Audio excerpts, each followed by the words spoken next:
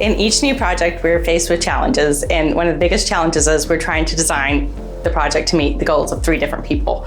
If we designed a project for the developer that looked amazing the first day, but required so much maintenance that the property manager or the owner long-term wasn't able to maintain it because of budget constraints, the design would fail in a few years. When we consider the user in the design, we want to make sure that it still feels welcoming, that the project still looks great or better than it did the first day it was installed.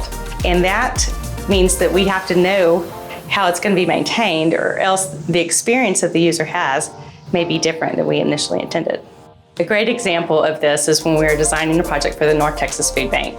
We had a developer who wanted the project to look amazing day one, but had a budget for the project. We had a user who knew that they were going to be maintaining the project based on their volunteers and maybe not cash. We also had the different users that were going to be coming and visiting the project, and this would vary from maybe people that are elderly or have disabilities, people from corporate offices, and even families. The food bank had a dream of having a community garden because they wanted to be able to teach and demonstrate to the community how to grow vegetables, how to grow your own garden.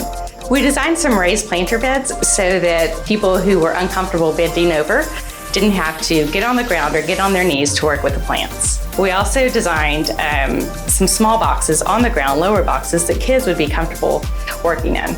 And we also incorporated some trellises so that there were different textures and interests in the garden.